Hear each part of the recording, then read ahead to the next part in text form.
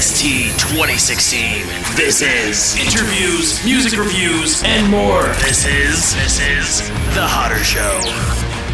Check 1 2, check 1 2. Can you hear me? Let's go. What is up, everybody? We are on audio here today on episode 377 of The Hodder Show. I hope you guys are doing absolutely fantastic. Thank you so very much for tuning in and clicking that play button on the return episode of The Hodder Show. I missed you guys so freaking much. Come on, bring it in. Bring it in. Let's have a hug. Come on, bring it in. I know it's audio. I don't give a shit. Come on, give me a hug. It's good to see you. It's good to see you. All right, okay. Silliness out of the way. I missed you guys a lot, and I hope that you are as excited as I am for The Hodder Show to get back into the swing of things. It was a long couple of months that I was gone, a little longer than I planned to take the hiatus, but that's how life goes. Got a lot of cool things happening here at the Hodder Show camp, and this episode is absolutely no exception because I am joined for the first time in months for a conversation with my man, film and music composer JM Scherf. Now, if you are regular listeners of my podcast, you may recognize the name JM Scherf because he was a huge part of the Grey Rooms podcast. He did all of their music and composition and things of that nature, but he's also done a ton of other stuff.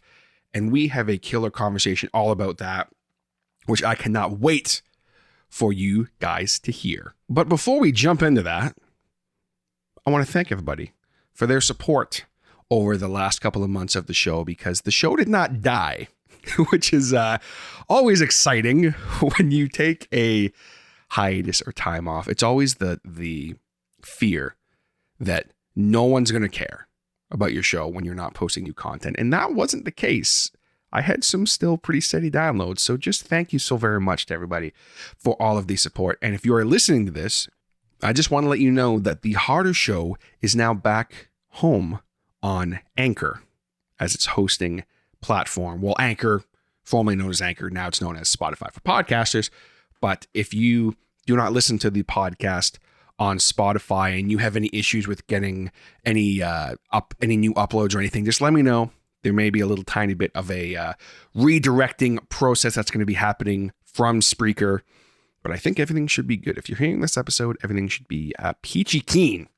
I just wanted to go ahead and throw that out there because that was a pretty major move while I was off for the Hodder Show to be back on Anchor. And I'm very excited because Anchor was really good to me.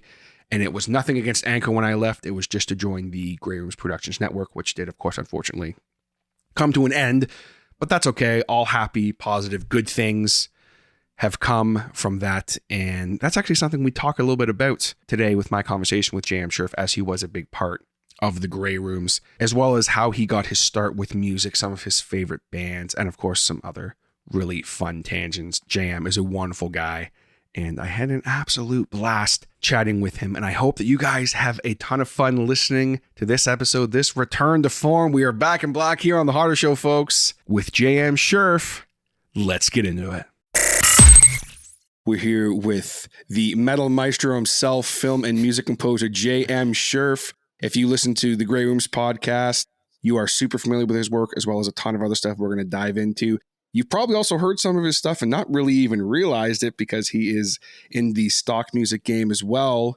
JM, what's up, brother? How you doing? Hello. How's it going? Good to be here.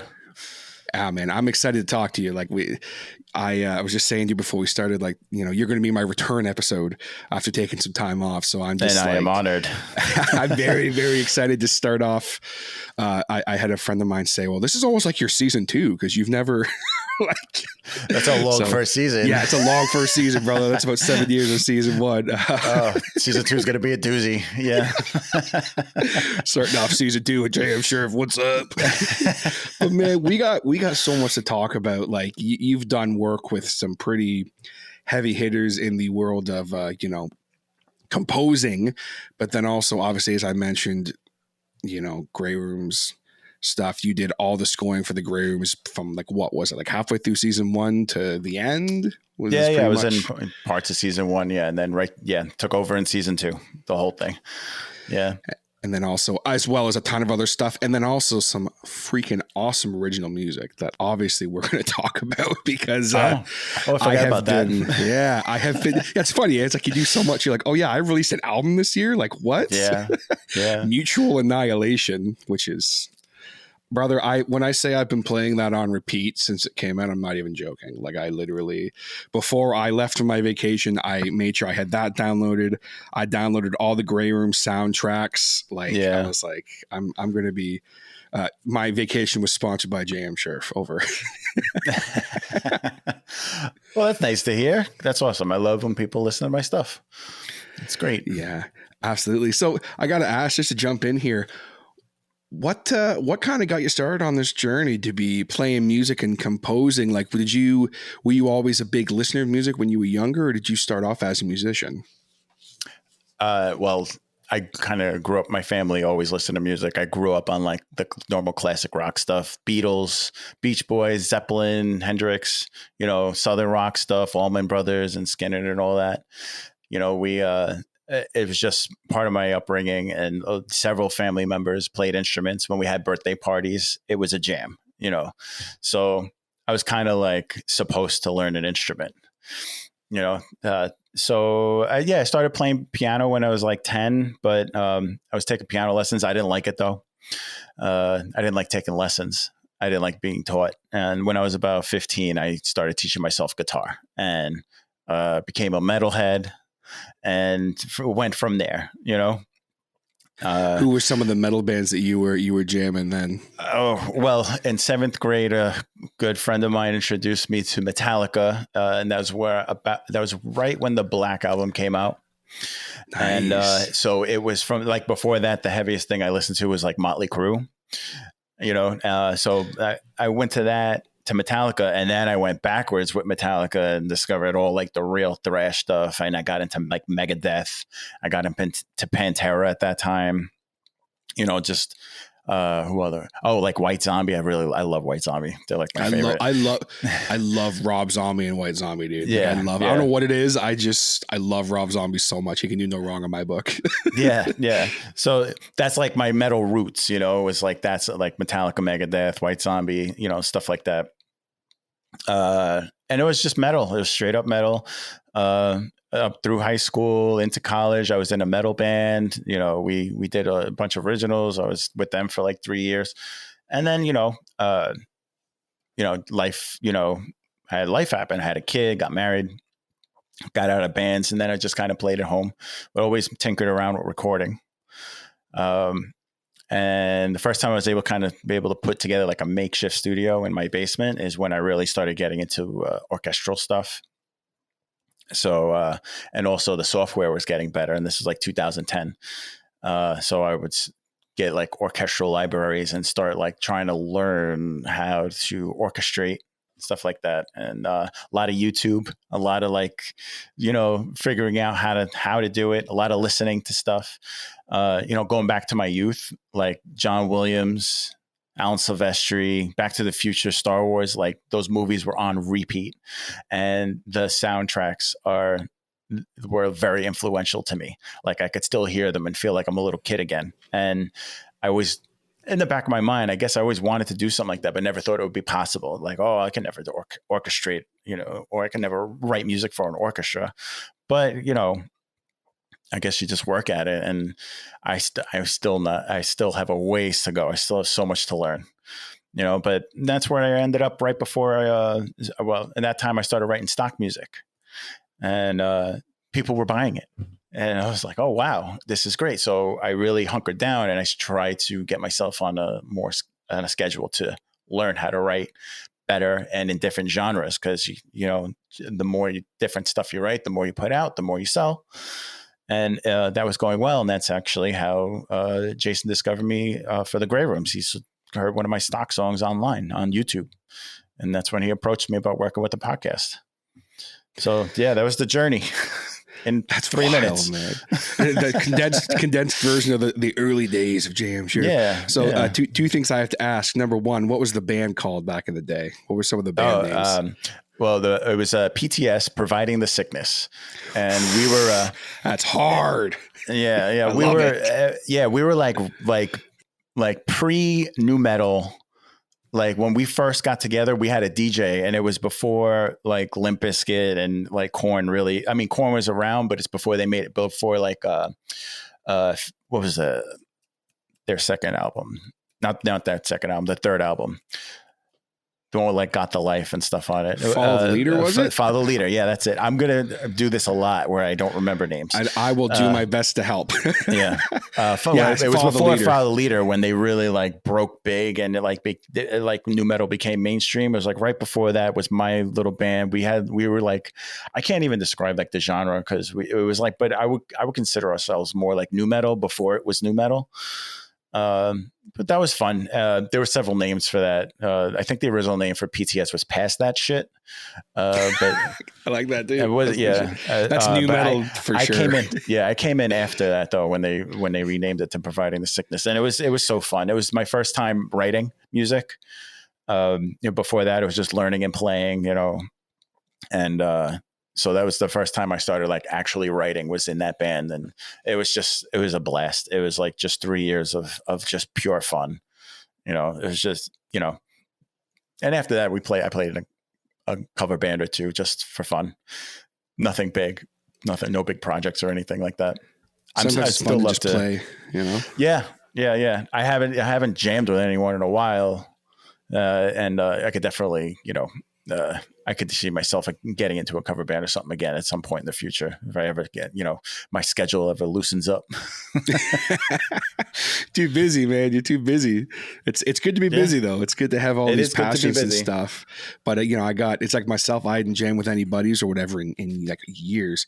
Then I did not too long ago, and I was like, oh yeah, this is just we're not playing for anybody even. We're just all having a few beers and jamming some songs. And I'm like, yo guys, we're gonna play some Godsmack now. It's like I'm sick of this. We play a lot of like classic rock and stuff, and it's like, oh yeah, all right, we're gonna play some Godsmack now. And I'm like teaching them how to play Godsmack songs again. And sometimes there's nothing like just jamming with your friends, right? Nothing like it. Yeah. I got to find since my move to Delaware, I don't have anyone here to jam with except for my daughter. So we'll get that going. I bought an electronic drum kit so I could learn how to play drums, and I haven't really learned anything yet. Oh man, that's great. Well, so listen, if anyone from Delaware is hearing this and you hit me up, you want to jam with JM, hit him up. Well, like I said, I got to loosen up my schedule. Yeah. For sure. Well, you also mentioned a couple of like films and stuff that were influential for you, but you mentioned John Williams, and as a big Star Wars fan, I got to ask, what do you think is your favorite piece of John Williams music from Star Wars? I mean, okay. There's the Imperial Death March, come on. It's the hardest, heaviest thing, and it's the most evil and dark, The Force theme gets me. Like when I hear it, I actually feel it. It's just one of those things, but like the Imperial Death March is probably my favorite. He was just so good at, and I take a lot of influence in, and like when I was doing the Grey Room stuff from him, where he would write a theme for every character. And I started to do that in the narrative. Bob had a theme and everybody else had like their own little theme. So, it's just, I mean, everything John Williams has done has been incredible. And I mean, he's the GOAT. He's the GOAT of film music composers, There's so many out there, but shit. Yeah, you can't listen. My man was watching, episode 1 and was looking at this duel and was like, "Oh yeah, now John, we don't want anything too crazy for this." And he fucking wrote Duel of the Fates. Like, I know. Just when you thought there's no way he could top anything he's ever done. Let's throw in an epic choir that we haven't really heard in Star Wars before. Just get at it. But that's a great one. Force theme too is a good one. I just had to ask, but so you've mentioned the Grooms a couple times, man. So let's just jump in, because as most people who listen to my podcast regularly know, obviously huge fan of the Grey Rooms podcast. And you mentioned that you were discovered by the founder and creator Jason Wilson there through the stock music stuff. So how did that work? Like when he approached you, was he like, I'm looking for stock music, I want a full composer? What was that first conversation like? Oh, well, yeah. So there's a stock song of mine. I think it's called The Other Side. And there's like a horror, creepy, whatever type song. So he heard it on YouTube. He contacted me. I also, on my website, contacted me through my website. I do custom music for, podcast title, music, YouTube videos, anybody could reach out anytime, jmscherf.com. So he contacted me through there, and he was interested in writing a theme for the show. So I was like, okay, great. Do this work. We'll write the theme. He told me what he wanted. Creepy, epic horror. Anytime you talk to Jason about the Grey Rooms, it was creepy, epic horror. At that point, wrote the theme. We had a nice transaction that was in like February of like 2018, 2017, something like that. And so then months went by, and I never heard. I didn't hear anything. I was like, "Let me know." I always tell anybody that I work for, that I create something for, let me know when it comes out, because I want to hear it. I want to see how it came out with the final production. So he's like, "Okay," months later, September, October, he's like, "We're putting out a preview episode." It was Falling. It's the first thing they put out, and I listened to it. And I'm like, holy shit! First of all, I didn't know. I mean, besides what went on in like the 50s and 60s with like audio drama, like radio dramas, I didn't know this was a thing. See, like, yeah, like, they're shaking the saw to make thunder, and yeah. So I like that. That's good. Yeah. So I listened. So I didn't know that this was going on. I didn't know there was this whole world of audio drama. So I listened to this, and I'm like, wow. And I was like, he just made a movie using audio only, because he had the sound effects, the music, the voiceover was great. Everything. It was perfect, And I was like, and my theme's attached to that. That's great. I heard this, and I emailed him immediately. I was like, what are you doing for music on your shows? And he's like, oh, right now I'm just using stock music. I said, are you interested in hiring a full-time composer? He's like, I'm not interested in hiring because there's no money. Yeah, there's no money, but yeah. Yes, but no. But he's like, but I'd love to have you work on it. And I was like, well, I want to do, like, I don't care about the money on this. I want to do this. It's like, it was the closest thing to like film scoring that you can get. And I thought the quality was ridiculous. Jason did an awesome job. And so that was preseason. And then right when The Great War came out, the first episode, he gave that to me. He's like, I only got the first half with music if you want to score the second half. And I was like, great. And then it just kind of went from there. And then I'm scattered throughout the first season because he already had production done on like half the season was done already.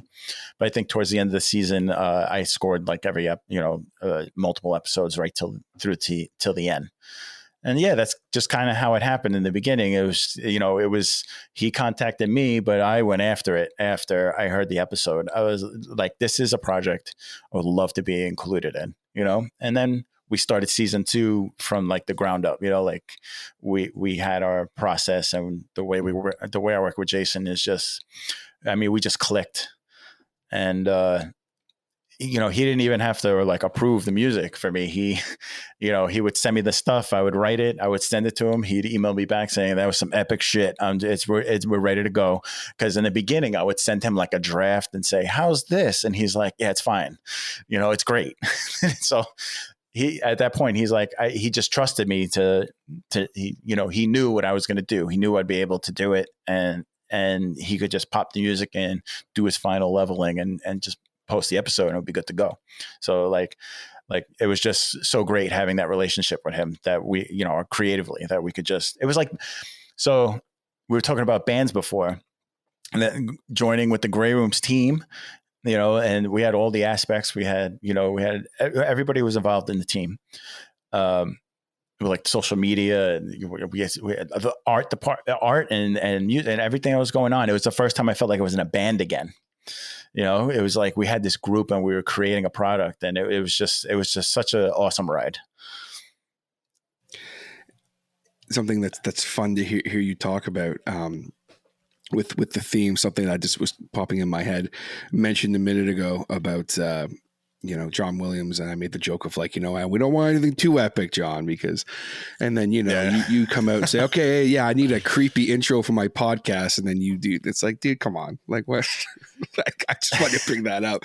I was just thinking to myself, like, especially like I think season 3's is my favorite, because that's when you really started like really getting that orchestral shit going, like really heavily. And I was like, season 2 did as well, but like I just remember season 3's being like the manor and everything. I was just like, oh my God, like this is this is wild. That's my favorite. Yeah, that's my favorite one. I took a cue from Brandon when he would change the theme on their podcast every season, and I was like, maybe we could try to do something like that. And Jason was like, yeah, that'd be great if we could like switch it, try to like change the tone of the theme every season. So I kind of tried to keep the core theme of it, but like mix up the instruments or whatever. But season 3 was the first time I was like, I'm going to go as big as I can. Just, I'm going to make this. It's like, hey, what do you think of this? And, I just picture like Jason sitting in like, like that old thing of like, I think it was like IMAX where like the person's sitting in the chair and the thing is coming at them and it's blowing there. It's just like, Jesus, fire coming out of the speakers. It's like, come on, man. Yeah. Well, I was also inspired by the theme of the season, because season 3 it was there's more of like a sci-fi theme to the narrative, and I was like, I'm bringing in electronic instruments now. It's not just going to be orchestral anymore, and I put in like an electronic beat under it and like all this stuff. I really went for it on that one. I like going hard. It was noticed. It was noticed. I just remember like that. Just don't. Yeah. I was like, what the fuck is happening? Like, I just remember being so unbelievably just because I think that's right around when I got into the Grey Room. So I think it was like near the end of season 2 into season 3 was when I really discovered the Grey Room. So it was like, I was late to the party, but I was like, what compared to the first 2, that it's just I'm all for the electronic drums and stuff, and like I'm all about that personally. Well, one of the things music wise, one of the things that I love about having, it's the only instruments I really have are guitars, and I have like a I don't even know what it's called, like this like an auto harp. I do know what it's called. It's an auto harp. It's just like this thing that I just use to make sound effects. I don't have any other like real instruments that I could really record or anything like that. The guitars and the basses. So having everything else is a virtual instrument. So it's all software. I have access to every single instrument ever made, that has been sampled. And I don't like to, like if I'm doing an orchestral piece, I have to add in some synth. I have to add in something that doesn't really belong in an orchestra, because I feel, it's just fun to do, and I can do it. And it's one of those things, it's like, why not? Why not try to do something? So I always approach writing like that, is, try to not just do the conventional. There's obviously a place for the conventional, but I always, especially when I have free reign, like I did on the Grey Rooms, it was like, oh, I'm going to add a harp into this metal score, it'll be okay. Which is awesome. Like there's nothing quite like just when I'm a big fan of when I hear something that I go, is that supposed to be there? But like, it's awesome. It's just like, traditionally you wouldn't hear this, but we're going to go for it.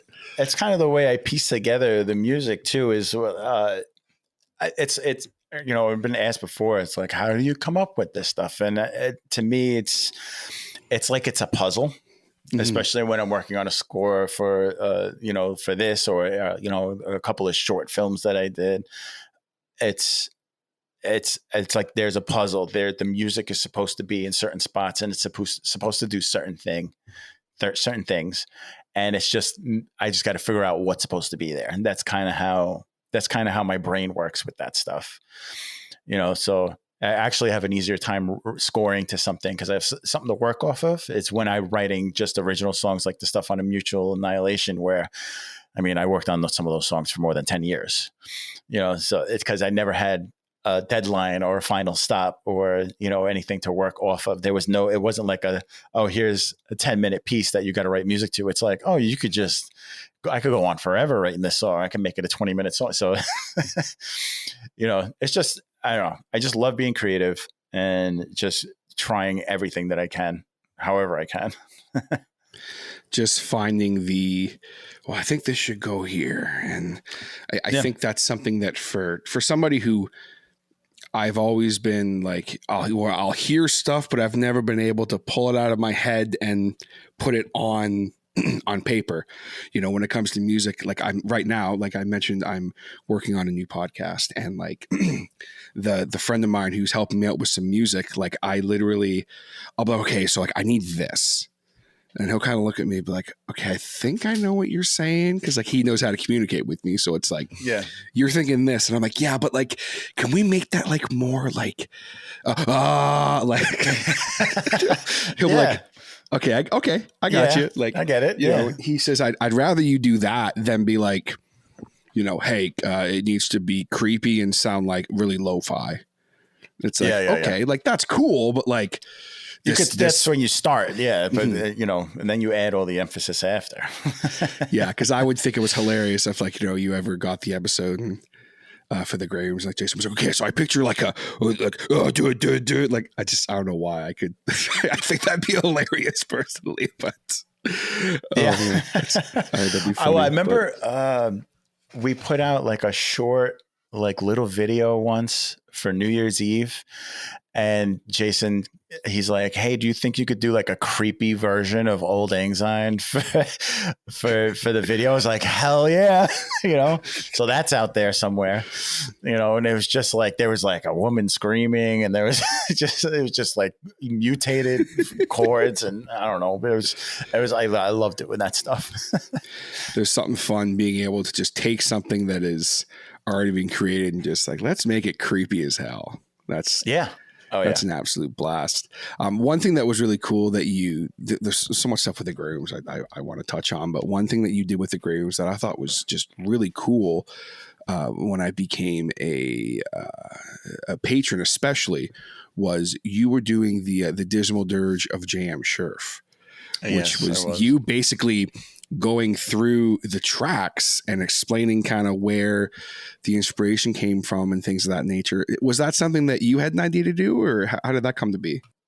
Well, so it kind of, it developed over a couple of seasons. In season one, at the end of season one, I was like, I have all this music, like maybe, I don't know. I didn't know what to do with it. I was like, I don't want to go back and make an album because it was going to take too much time to sort through everything. So starting in season 2, I conscientiously, I'm going to keep saying that wrong. So, as I was writing the episodes, I would be like, I could use these parts and kind of just make a song out of it to release, and I think, we talked about it. Everyone had input about it. I brought it up one day. I was like, would it be, we can do this thing. And I don't remember who came up with the name. It wasn't me for sure. It might've been Brian. And, he's like, we'll call it the Dismal Dirge of JM Scherf, And I think in season 2, all we were doing was just releasing the song.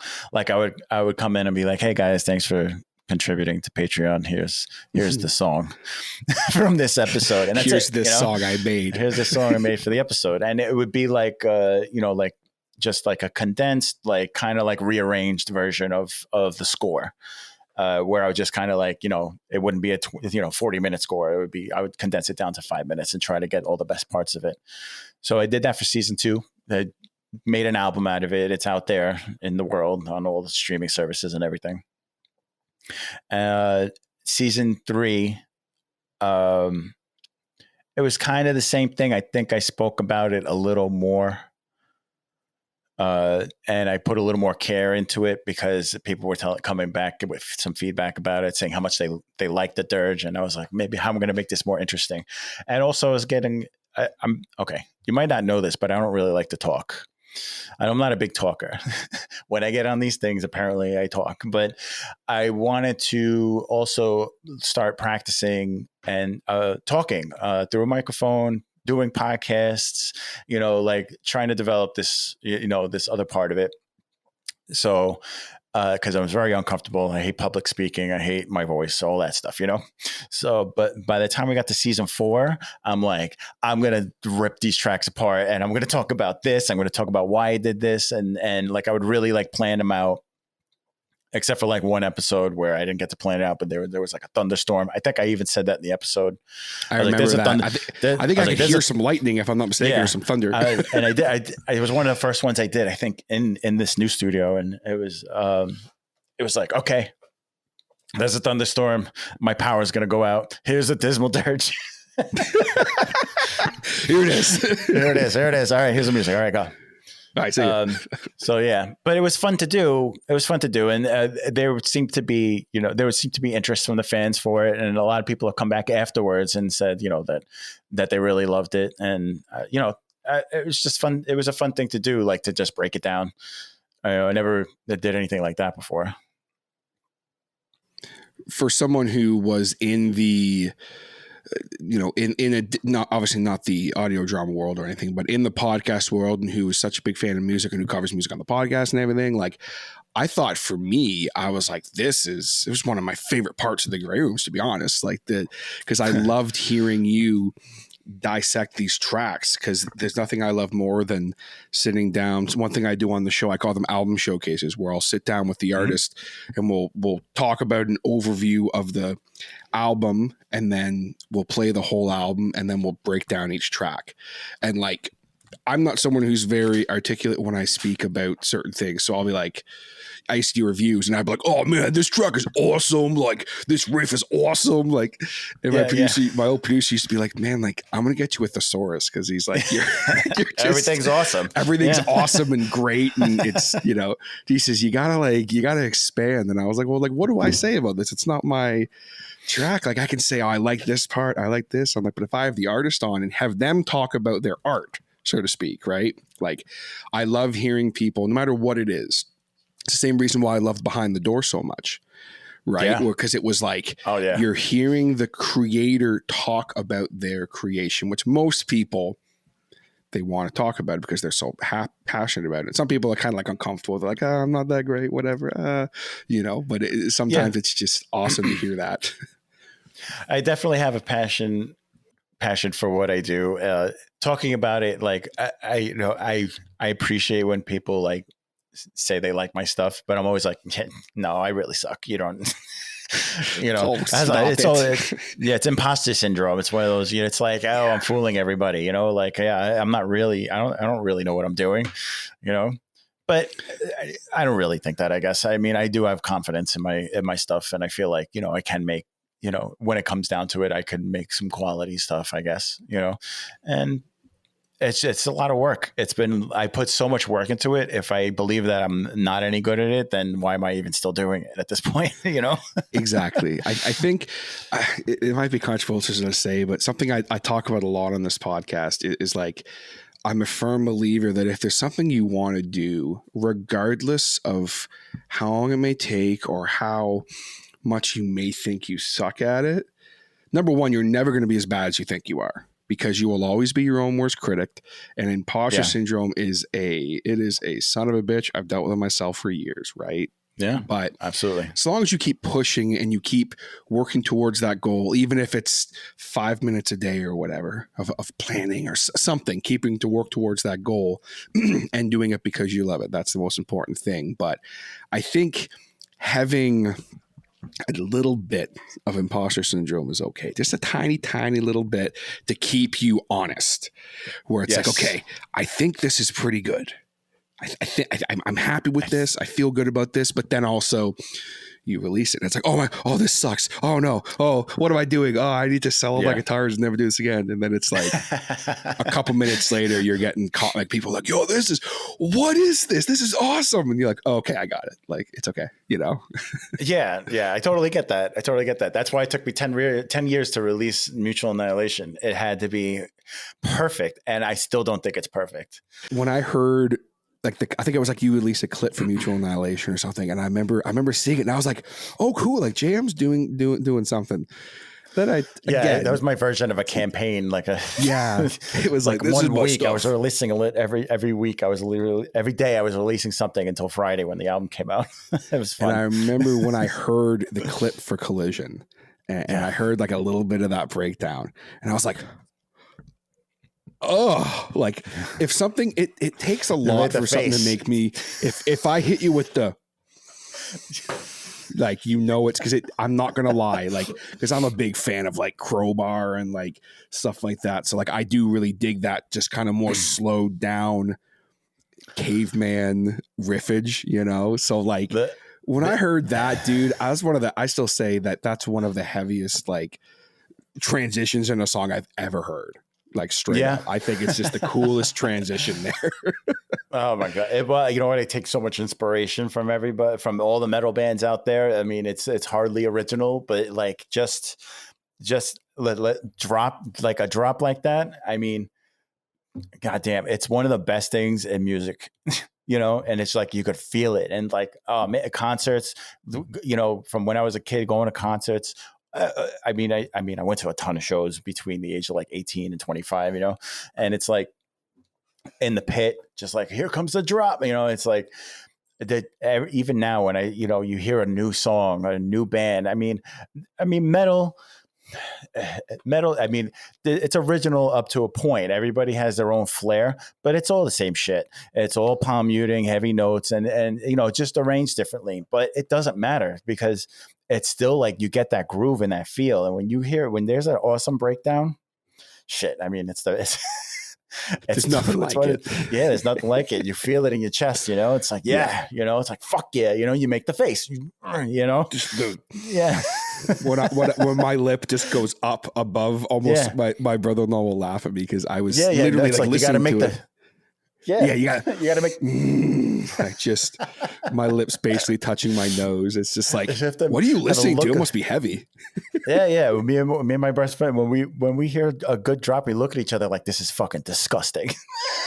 This is just it's filthy. Yeah. Oh, I love it. There's nothing quite like it. But then also like there's a lot of really, like, I think one of the bands I meant to ask you about, because I like to talk music with you. Like have you heard much of Sleep Token yet? Yeah. Okay. So the Summoning came out earlier this year. And it like ended up on my Spotify feed. It's like, here, you should listen to this, Like I was listening to something and the album ended and it just threw on a random song. It was Sleep Token. I think I was listening to Darko, and then it put Sleep Token in. And I was like, this is interesting. And I mean, that song, I still think it's the best song on the album, but that song just captured me. Man. Musically, it's great. I mean, it's got great riffs. It's, it's simple, but it's just thick and heavy. And also the production is incredible. I think the guitar sound is ridiculously good. But the singer's voice, I was like, holy shit. Like, it's fucking haunting. He's a great singer. And I was like, he sounds like he should be in like Imagine Dragons or something. Like this, the way it was like a pop singer singing like over this heavy ass shit. And then when you listen to the whole album, it's like, oh, they do a lot of stuff that's just straight up pop music. And I appreciate music of all forms. When I get in the car though, I don't rock, like Britney Spears or anything like that. Any good pop music or anything. Come on, like that. Be honest. Come on. I mean, all right. Listen, man, I think that Toxic is a fucking awesome song. Bro, come on. Toxic that's a jam. Yeah. Listen, I think that Incomplete by the Backstreet Boys is one of the greatest songs ever written. So, sue me. I haven't dabbled too much in the Backstreet Boys, but my wife is a big like pop and rock fan. And so I get a lot of my other stuff from her, but if I'm getting in the car, I'm listening to rock or metal, for the most part, or some electronic stuff, like heavy electronic stuff. Like I really like the dubstep movement because it was basically metal, but it was all synths, stuff like that. Where were we? What were we talking about? Sleep Token. I was talking about the Take Me Back to Eden record because like I remember like I was because like that so far this year, bro, straight up, there's been 3 records that have been on repeat: Mutual Annihilation, Take Me Back to Eden, and then I can't remember Lighting Up the Sky, Godsmack, because I'm a huge Godsmack nerd. But straight up, like during my vacation, it was back and forth between Take Me Back to Eden, Mutual Annihilation, the Grey Room soundtracks, and then like some random stuff thrown in. But like it was mostly Mutual Annihilation, and I had a 19-hour drive both ways. And like after a while, the wife was like, "Okay, like." Time to put on something else. I get it, but like enough. But yeah. I actually liked this year the new August Burns Red album. I can't think of the name of it. Oh, they're sick. They're fucking ridiculous. Every time they put an album out, it's like you just expect the best. I was never a huge fan of them until I heard their Christmas record. That's actually when I got into them. Yeah, same here technically. Death Below, by the way, is that record. Yes. Thank you. Yeah. Actually, I like the new Slipknot album too. I think it's their better one over the last few. A lot of good stuff came out this year. Mm-hmm. Yeah, I always like to try and I'm someone who I'll be like, I want to like bands' new stuff. I don't want to like be the guy that's like, oh man, I mean like I like Metallica only before the 90s. Like I'm just like, dude, like, come on, man. Like, there's some really good stuff they've done since Master of Puppets. Like, Yeah. I like the new album's good. The new album's good, but I feel like it's like Hardwired Part 2. The production is great, but it's kind of it is kind of like when I thought Hardwired was great album, and I thought it was like a good return to form for them. I mean, Death Magnetic was okay, but it was like, I don't know. There was like a couple of good songs, but Hardwired was like a solid album through, I thought. And then 72 Seasons, I've only listened to it a couple of times so far, but I think the production was great. And James is killing it.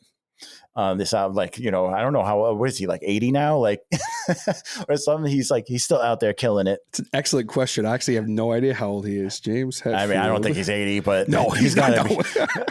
He's got to be in his he's got to be 60 at least, right? He's 59 years old. There we go. Younger. But he's still pulling it off. Oh, yeah. I haven't seen them in a long time. I saw them. I've seen them 10 times, I think, but I haven't seen them in a long time. The last time I saw them is after Load and Reloaded came out. Or Load and Reload. I would have loved to see now the controversial Metallica fan here because Load's my favorite Metallica record. So I'm that guy. I think that Until It Sleeps is the best Metallica song ever written. Whatever it is, what it is. It's a good song. My favorite guitar riff is from that song. So that chorus riff, like at the I'm like, that's get the fuck out of here. But then no. Okay, so yeah. When Load came out, I rocked it hard. And then like all these people were backlashing. And I was like, if they just came out and this was their album, it would have been it was a great album. Like that's the way I thought of it. Like if nobody ever heard of Metallica and in 1997 or whatever, when it came out, Load came out and it was just like this hard hitting rock album. Like it was metal for sure. It was not thrash metal. It wasn't. It was just heavy. It was like a heavier rock, I think. Like they had the riffs, but there was a lot more, just like melody to it, I guess. A lot more. They tried something different. I don't blame them. A lot of people will say that the Black Album is when they started turning the shit. And I mean, the fucking Black Album is ridiculously good. How could you? I just don't understand how you can say that. Like, I might be biased because that when I'm 44. The Black Album was my first introduction into metal. It was, I went to a friend's house. He's like, "Oh, listen to this. It's a band called Metallica." And he put on Enter Sandman and like, we just listened to the whole album. I'm like, my mind was blown. I think the heaviest thing I listened to before that was like Dr. Feelgood, Which like, don't get me like wrong, that riff, get out of here. That guitar tone. Yeah. And that out. Yeah. I mean, awesome. Yeah. They were awesome. But Metallica was like a whole other level, and it was just like the guitar tones and like the palm muting and the speed and the leads. And I'm like, holy shit. And then I went back and I was like, holy shit. Like my mind was blown. Like I didn't know any of this existed before, and I started, I mean, everything up until, okay. So I'm one of I think everything before, the Black Album is like, I think one of their peaks. I think everything before it was amazing. Master of Puppets is my favorite Metallica album, like hands down. And that's because I learned to play guitar with that album. Like I really learned, like the Black Album, I was when I started learning to play guitar when I was like 15 at that point.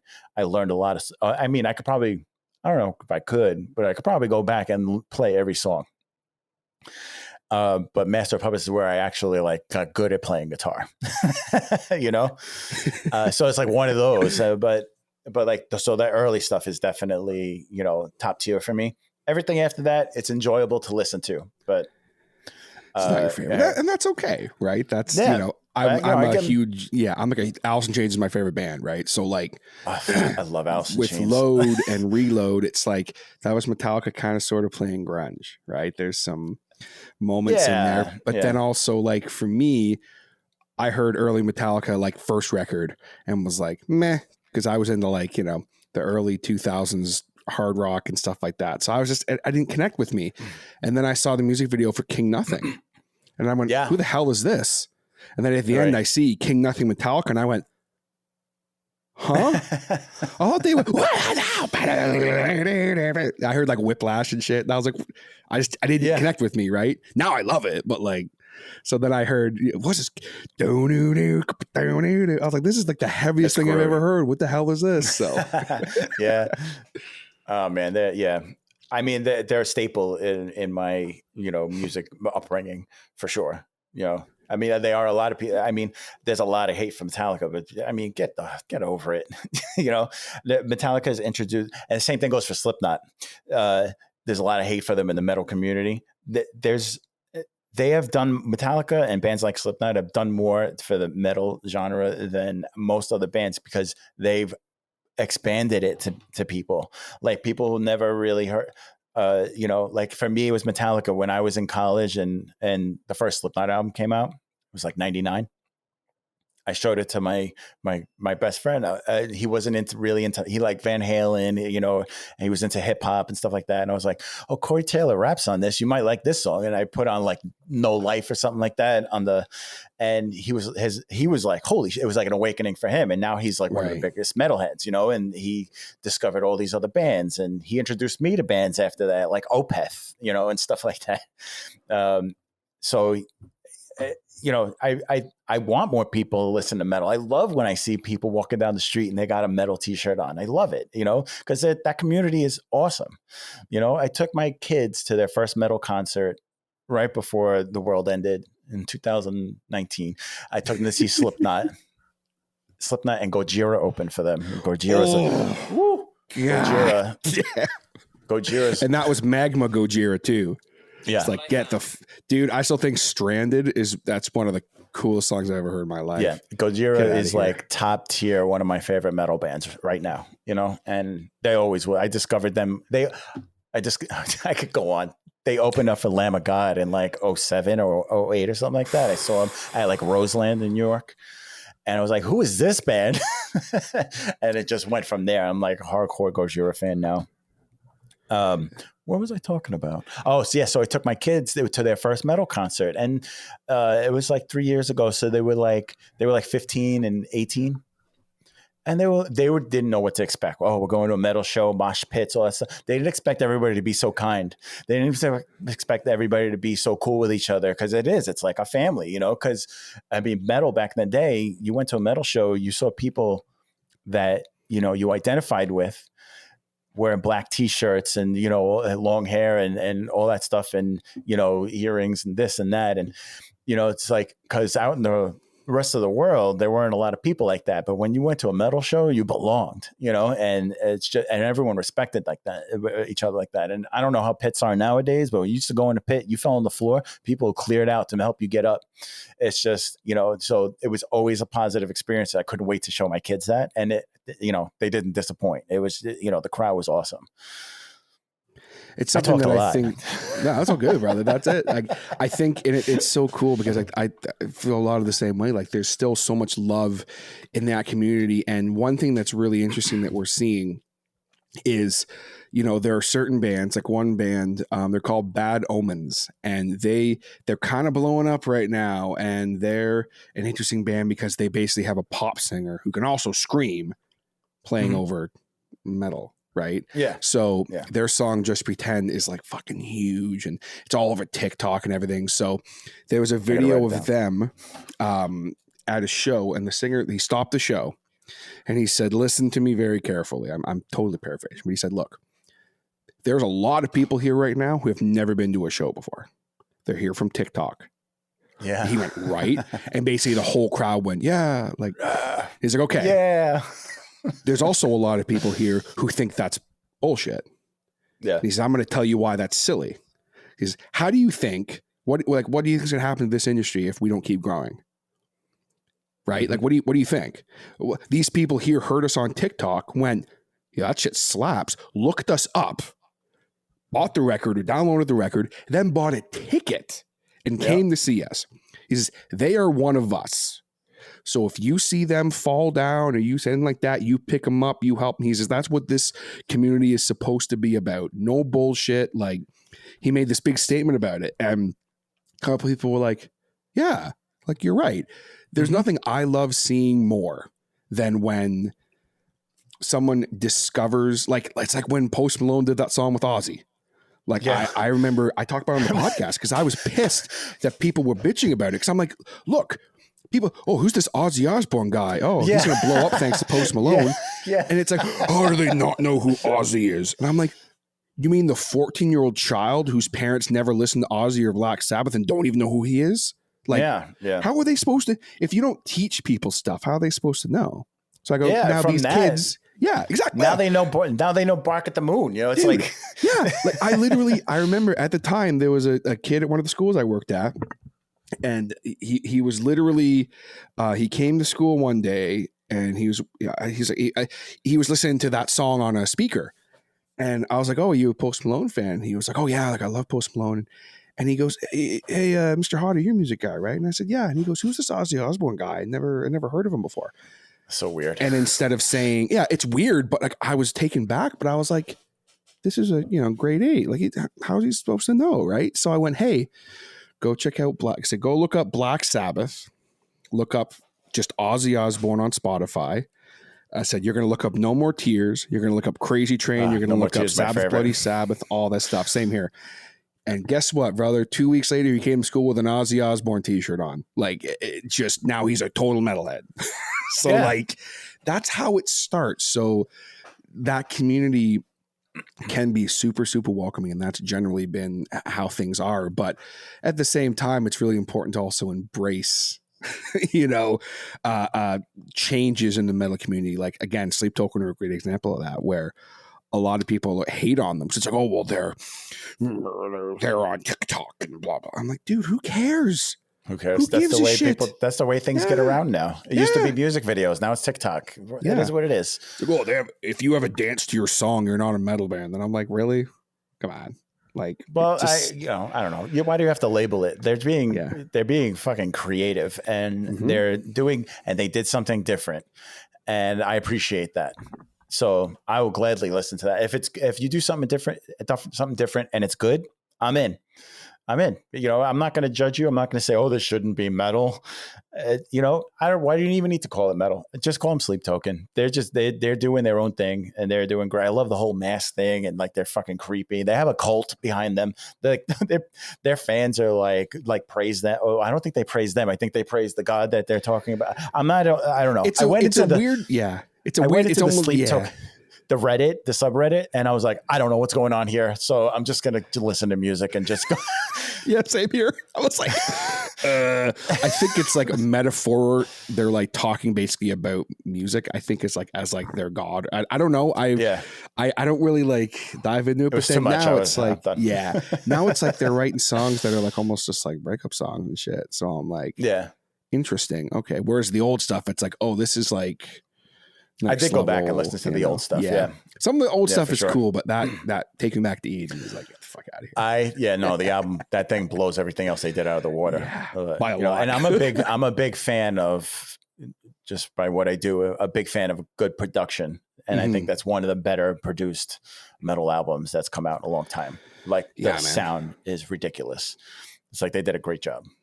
The drums don't sound too fake, and that's one of the things that I have a problem with a lot of modern metal production is the drums just sound like a drum machine because they run through, they use samples. I mean, I use on my album, the whole thing is a sample library of drums, but but like if you go too hard on them, they just sound like electronic drums.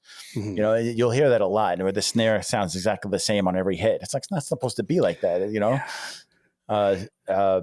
but it's just it's funny how the standards always change, the way things are supposed to sound through the years and the way production is supposed to, and for years they had like the loudness wars. You got to get the track as loud as possible. But now that changed because of Spotify and Apple Music. They put a cap on your volume because they want everything to be about the same volume when you're listening from track to track.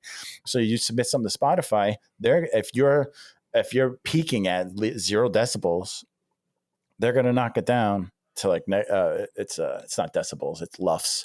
They're going to knock it down to like negative 14 lufs, which is like, So like, this is what so now everyone is mixing to negative 14. So it's as perfect as it could be, because that's what it's going to, and they'll mix it just for Spotify, like when they do the mastering process at the end. I did that too. Like, I have a full like CD quality, which is like almost peaking, as loud as it can be on my Bandcamp page, where you could go buy the album. But on Spotify, I remastered it just for streaming services because they have different qualifications for streaming. So it changed the way that people create the music now too. Like even, that mastering is a big part of the music creation.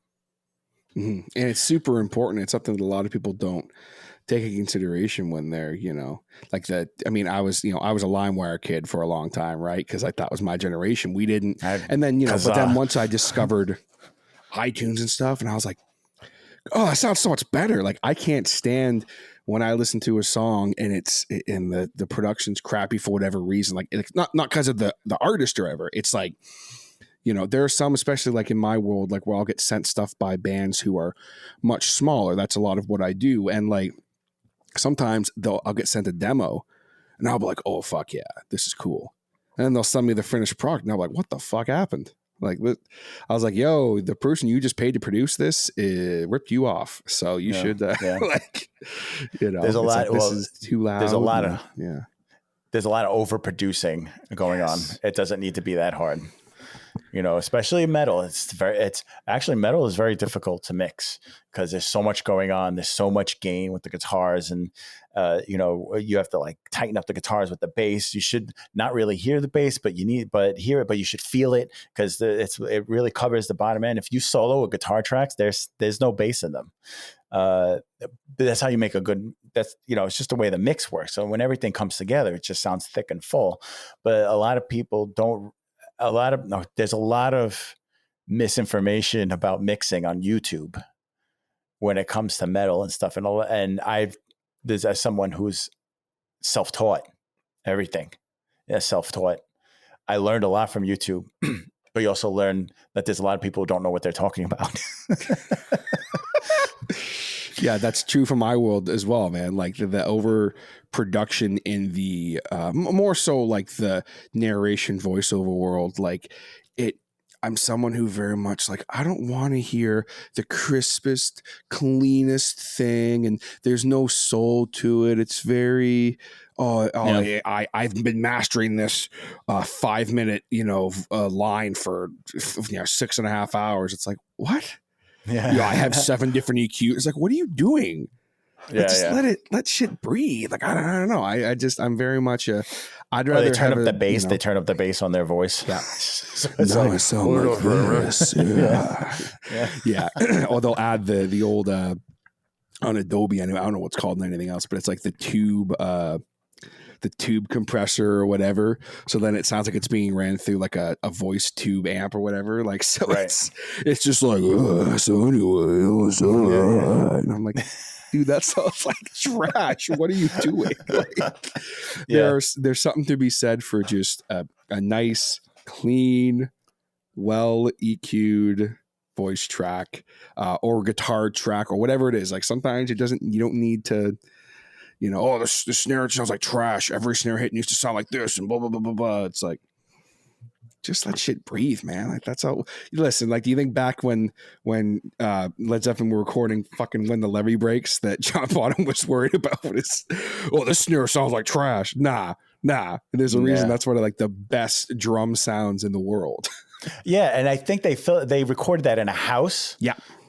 And so it was just like this big open space. The first and second floor were open and they had microphones all over the place.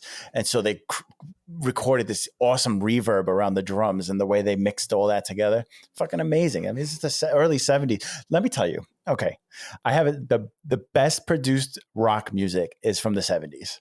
Yeah. I agree with that. I mean, when you go back and listen to and some of the most creative, I mean, I do have a special place in my heart for grunge, for Alice in Chains, Soundgarden, fucking phenomenal, you know, and Foo Fighters. I mean, one of my all-time favorite bands, like, you know, I mean, I got Everlong on my arm here, you know, but like in the 70s, like they literally took everything to like this level that nobody, I don't think, has ever hit again. You know, you're talking about Zeppelin and bands like Boston and like Queen and all these bands I can't think of, you know, but just like, you know, I mean, I think that was the peak of, and you had all analog equipment. There was no digital. There was mistakes. Everything was a little rough. It was just grungy and everything just sounded fucking awesome, you know? And in the 90s, we started getting into like a little more digital, even the early 90s, not so much, but you start getting towards the late 90s. And that's when everything started getting digital and then everything's too clean. Everything is perfectly synced and timed, and I don't know, I feel like you lose some soul to it. I mean, I'm a victim of it too. Not I'm a victim of it. I do it too. Like, you know, when I'm working on projects, you know, sometimes you got to sync things up perfectly, and you know, because it sounds good when it's on time, but you know, especially when like recording guitars, you shouldn't be syncing everything up to the beat exactly. It needs to be a little rough. It needs to be a little messy. You know, I think that's part of the, you know, just the sound that just makes it more original, you know? Yeah, there was something to be said for for that era, and then also into the 90s and stuff, especially like just a little bit of nothing has to be perfect. Right. Who wants, like, it's played, like if you blow a chord or something, you're not going to leave that in. But like, you know, I think there's a story that Steven Tyler from Aerosmith tells of Sweet Emotion, and he says, listen to this. They're listening to the song, and he goes, all right, you hear that vibra slap? He goes, I hit it once, I hit it twice, and he said I was supposed to hit it 4 times. I hit it the 3rd time, and it broke. Yeah. And he said, and then I dropped it for the 4th beat. I just dropped it. Yep. And he says, and we just left it in. And then he said, I was supposed to have a maraca. They didn't have maracas in the studio. So he says, I went and got a sugar packet and went, okay, turn it up. Yeah. And I was like, what the fuck? Like, you couldn't do that nowadays. You're like, oh, well, don't worry, I have a sample on my on my keyboard. Yeah, no, I'll just pull pull up my maraca sample library. Yeah. Which, don't get me wrong, like, that's awesome to be able to do that. But no, there's something to be said for. Believe me, when you're writing scores and you have one day to write a 30-minute score, you know, you want all that stuff available at your fingertips. You know, so I want maracas here. Let's go. Well, you have, 7 hours to write a full podcast episode score. Yes, it's happened. You get it on Sunday morning. It comes out Sunday night. I still think that's wild, man. It happens. That's when you tell the wife, baby, I'll be in the basement all day. Luckily, I'm not in the basement anymore, but I'll be in the basement all day working on this. And that's when she goes, all right, do what you got to do. It's awesome. It's almost, it's like bleeding for the craft in a way, right? Because you know that, and I mean, as a fan, I know what episode that is. And like, I wouldn't have known that if you didn't. It's not like you can tell it was rushed or anything, 'cause it wasn't, because you spent, a full day scoring this just killer soundtrack, especially for that particular episode where it's like this epically huge thing. And it's like, man, like it's wild to hear that from that episode. Yeah. Well, it's funny though, because there's a lot of like heavy metal guitars in that episode. And so in the morning, I'm sitting there so I listen to because the way I would work with those is Jason would send me a fully produced episode, just no music. So I listened to the episode and I was like, all right, I have to get this done by like 4:00 and it's Sunday morning. And so the easiest thing for me is to write metal because that's where I live. Like, so I was like, I could write some metal, put some orchestral stuff over it and just make it heavy. And I could do that. So that's where I started and that's why that one's heavier like that. If I had, a couple of weeks to work on it, it might've just been a straight up orchestral score, or it might've been more synthy or more, but it was like, this is what I know. This is what I know I could write in 7 hours and I'll just go from there, so, you do what you got to do with the time that you have and to do. And one of my big things is, I feel like I worked on this project. The patrons at that time, they knew they were getting episodes Sunday night. And I had to me, it was like a responsibility to get it done because this was the schedule. We're sticking to the schedule. And so it was one, sometimes it doesn't work. You try to write something and it's not coming out. You got to go for a walk. You got to listen to some other stuff. You got to do whatever. That day, it was like, it just came. And I think it was just, all right, here's I think the episode was A World Worth Saving, right? It was like episode 19 written by season Arthur 3. Oak, friend of the show. Arthur. I love that man. Mm-hmm. Well, and that's what was so cool about the Grey Rooms, man. Like, obviously, just as we slowly get ready to wrap it up here today, like speaking with the Grey Rooms, obviously, the elephant in the room is that unfortunately the show is no longer in production. But what you guys did with this podcast, like the fact that it's still alive and people are still listening to it and they're still joining the Discord and it was something so special, and a huge part of that was you, because without your scoring the way that you did and the certain songs that had killer guitar riffs that made me go, what the fuck? Like, and then other parts that were giving me goosebumps and, parts that were like making me tear up because of these beautiful melodies that were happening and the sci-fi stuff and like the cool the acoustic guitar parts like on Bad Harvest or something, like just little things like that. It was such a huge part of the Grey Rooms, and I don't think it can ever be stated enough that that show was so incredible and it was so unique, but then also your role in it was huge. And I know that everyone involved would agree with me when I say that, for sure. Well, I really appreciate that. It's really nice to hear. I'll say it, and I've always said it. Grey Rooms was one of the best creative endeavors I've had in my life. And just to be able to just go all out and do whatever I wanted and basically score a film that's audio only. That's what I was going for. I wanted to make it as much of a film score as possible. And I'm so glad that I had the opportunity to do that. I learned so much. I learned how to be efficient in my writing. I learned how to write a lot of stuff, orchestrally, like how to orchestral placement and how the instruments interact with each other. It's like, before that I was just messing around. Like, Grey Rooms was serious shit. And it was, and you know, like I'll always remember it as one of the bigger creative experiences of my life. And, you know, I'm very thankful I was able to participate in that. Now, speaking of the future, what's going to be going on for you the next little while? What does the rest of 2023 hold for JM Scherf? Well, I finished my Mutual Annihilation this year. Like I said, that was a 10-year endeavor. It's just well worth the wait. Yeah. So, and, so it's still not perfect, but it's out there. That's what I feel like, production wise. So yeah, I took a big break after Grey Rooms, and I finished that album. I've been working on stock music, Dark Matter stock music. I'm out there on YouTube. Website is darkmatterstockmusic.com.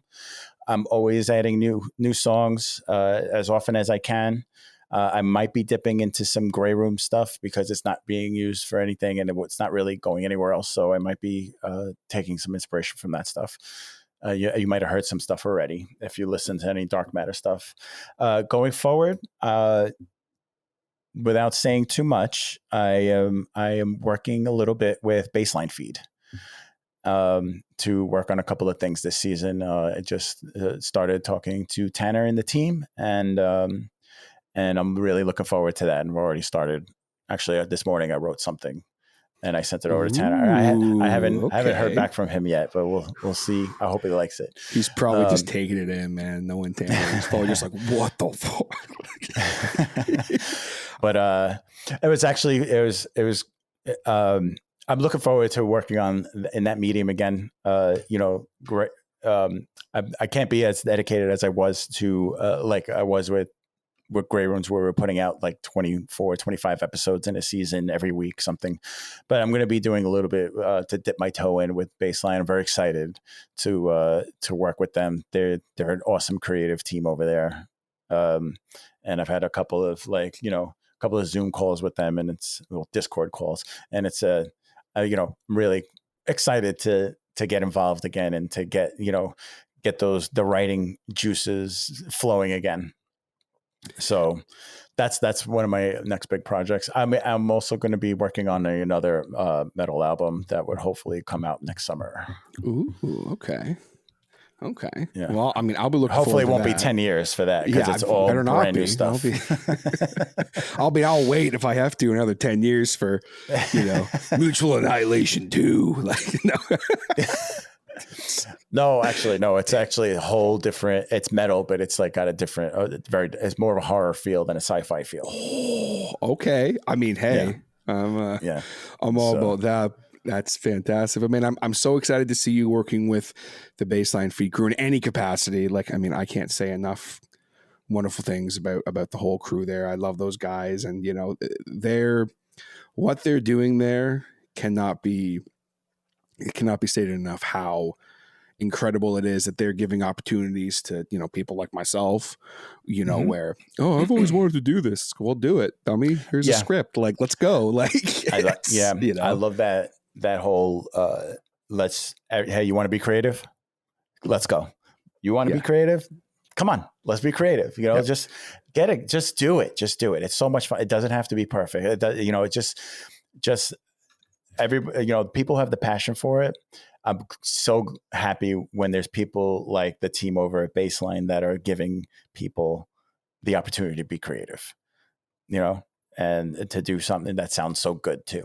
It was funny because I saw Tanner. I listened to Tanner when he was on your show, and I knew of him.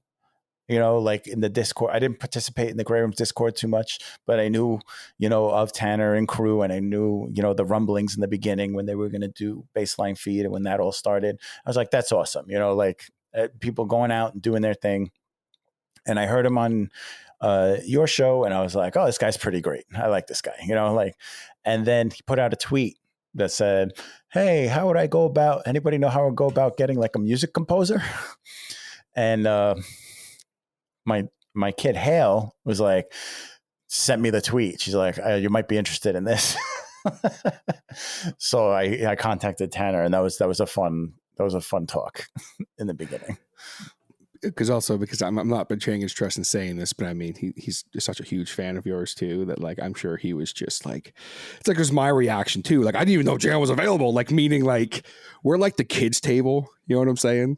And then like, well, not so much them anymore, I don't think. But like, so it's like you see like there's us, and then it's like then there's like the grooms and stuff like that. So I'm like, are we at the level we can have someone like JM work with it? And it's like. Oh, yeah. yeah. I don't even think of it like that. You know, it's like if you guys, after I heard Tanner, it's like, I don't get to listen to much audio drama and stuff. My job and everything, like I can't really listen to it. I try to listen to it in the car, but I can't really get into it the way that I was. But I made sure after I heard Tanner on your show that I checked out some episodes of Baseline Feed, and I was impressed. So then when when he did put that tweet out, I was like, this could definitely be fun.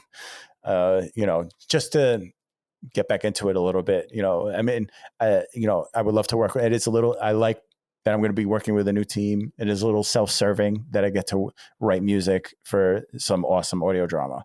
So, I feel like it's, it's like a win-win, I guess, like they were definitely very happy that I was interested. And, I'm looking forward to working with them in this season and into the future. Well, I can't personally wait. I know season 3 is going to be it's going to be insane. And JM, I can't thank you enough for coming on and chatting with me. I've been looking forward to this conversation for a long time, brother. So I really, really appreciate it. And just before I let you go, one last question for you here. If you had to, actually, I'm not gonna ask it that way. Give me a couple of your favorite scores that you have done, either for the Grey Rooms or songs that you have written. Give me a couple of your favorites. Oh, I know that's like picking your children. I was gonna say tell me your number one favorite, but I don't know if I'll go that far with it. I have a few for Grey Room stuff. I suck at remembering episode names, so I could probably wait. Hang on, let's look at the list here. All right, so in season 3, well, the ride, the episode, the ride, the music for the ride is one of my favorite because it was like an 80s throwback metal score. Yeah. That was fun to do. How about if I just pick one per season? We could do sure. Like sounds that. Good. In season 2, it was Slide, which was, I think it was, no, it wasn't Escape. I can't remember the name of no, wait, maybe that was season 3 also. I can't remember. I think it was called Down. The Down. episode because I thought the episode was called Slide. It was Down. And then it was called Down because it's the name of the song I put out was Slide. Yeah. So that episode, that's one of my favorites for that episode. On Mutual Annihilation, Interstellar Winds is my favorite song on that one. The 4th track. Just. That was one of the first ones that I wrote for the album, and I just feel like it had like some really good sound effects and bouncing back and forth between like chugging guitars and synths and stuff, and I put a lot of work into that one. So that's my favorite one on there. And we could go into other seasons, but there's a lot that I like. I wouldn't say that I like hate anything that I've done. But sometimes when you look back, it's like, oh, I was like a little kid when I wrote that. That was like 5 years ago, bro. That was not a lifetime ago. That was like 5 years ago. I didn't know what I was doing back then, Like, I like some of the stuff I did in season 1 for sure, like, in season 1, the music for, I Love My Human. Yes. That's like the cult favorite Grey Rooms episode too. So that's really cool to hear. Right. Just like the creepy music box shit. I was like, that was the first time. I didn't even have that whole episode. I don't want to give anything away from that episode. something horrible happens in the middle of it. Like fucking horrible. I don't think we've ever done anything as bad as what happened in that episode. Yeah, I agree with that. And so everything before that, Jason already had done. He was like, all right, from this moment to the end, that's all you. And I was like, yes, I get to do this horror score, you know. I just get to get down and just dirty and gritty, and with a music box on top of it. Yes. And it was just so fun. It was so fun. I think it was one of the more fun ones because I didn't know what I was doing yet, and I was just still learning, and it was just exciting. You know, it was really exciting to do. As far as the season, like the actual intros for the seasons, do you have one that's a favorite or? From the 4 seasons? It was, I mean, the first, they all have a special place. Of course, yeah, I get it. But the third season, it was the first time I went really hard and made the theme like heavy. You know, the first season was kind of like this epic orchestral type thing. The second season, I toned it down. It was like a lot of like wind instruments, like, you know, it was which still kind of suited that season. I thought suited the season. Yeah, it was like hotel. It was like hotel. Right. In a hotel, it's like a lobby, you know. But you know, the third season, it was like this big sci-fi epic. I was like, I'm just gonna throw everything in here and make it as big as possible. Yeah, I was like, get out of here. Oh man, that's fantastic. That'd definitely be the third season. Yeah. That's it. Well, JM, if people want to contact you, where's the best place to do that if they want to reach out to you for some work? Check me out. Check out my webpage. It's jmscherf.com. That's kind of like my portfolio / contact page. You can kind of see some of the stuff that I'm doing or have done and get a feel for what I do. And I have my contact information there. Darkmatterstockmusic.com is where I sell all my stock music, direct from me. So it's not through another site. Nobody else is making money off it. That's the best way to support me. If you're going to buy stock music, you can check me out on Bandcamp, JM Scherf, on Bandcamp. And, and Instagram is like the only social media that I give a shit about. So it's at JM Scherf on social media on Instagram. Everything else I don't care about. Even Threads is kind of shitty. I haven't jumped into the Threads thing yet, but I'm kind of like, I'll probably just stay out of that. I'll probably do a little more. I hate Twitter, so maybe I'll try Threads. Yeah, we'll jump in together and we'll try it. Yeah. All right, JM, man, it's been an absolute pleasure. Thanks so much for the time, brother. We'll talk to you. I had a blast. Thank you. Thanks for having me. All right, folks, there you have it. The return episode of The Hodder Show with JM Scherf, film and music composer. I hope that you guys enjoyed that as much as I did. It was a blast getting to chat with JM. I will have a link down below in the description of this podcast for his website. Go check him out if you need any kind of music of any kind for anything. Basically, he can help you out. And I can tell you right now that actually I will be using him for something coming up very soon, and I'm really excited about it, but I can't quite talk about it yet. But rest assured, Halloween's going to be really fun this year here at the old Hodder camp.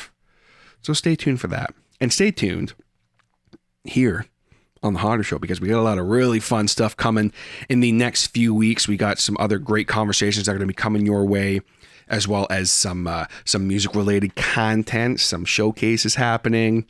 I'm sure I'll throw a Q&A episode, Ask Hodder Anything in there, because those are always fun. So just stay tuned. Got a lot of cool stuff coming, and I hope that you guys are excited as I am. That the Hodder Show is back in black and ready to hit the sack. What's the other line from Back in Black? I don't know. Anyway, I'm going to go ahead and just move on from that.